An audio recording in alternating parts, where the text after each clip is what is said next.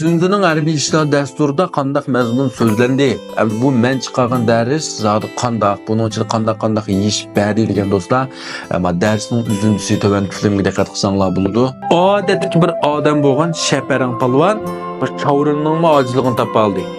Oxirida Chaurinning ojizligini tepib, mush mag'lub qila oldi, o'ltirib o'tdi. Qandaq her qandaq bir odamning her qandaq bir narsaning ojiz nuqtasini topqil bo'ladi ekan. 7-si Junlungpian. So'zi deydi, amal va jangdan saqlanishimiz kerak.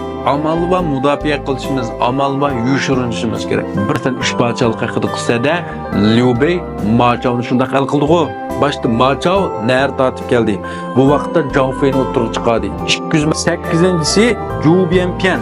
Yani jangning muqim shakli olmaydi. Jang degan o'z lashkariy tadbir o'lik narsa, amaliy jang o'zgarishchan bo'ladi.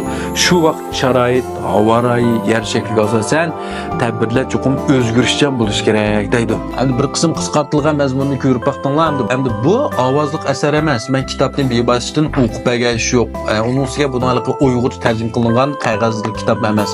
Faqatla mushundaq jangjiban tushuntirilgan banbasa bu kitobni men o'qigandan keyin mandaq mazmun birinchi babda GPN'da mandaq deyilgan 5 xil olchoq ishlatishning usuli mandaq deganlarni butunlay yishib bergan banbasi. Endi bu suratlik ikki qism. Birisi Tundining harbiy ishlar dasturi haqidagi bu guyug'uzun so'zini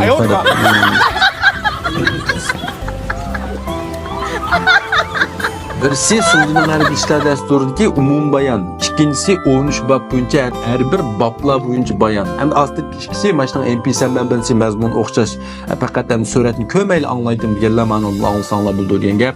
Yoqtirdigan Sunzining harbiy ishlar dasturining Uyg'urcha anglab boqadigan do'stlar, astidagi Haytun Jido degan bu ulanmani besib, shuni setib olsanglar bo'ldi. Rahmat.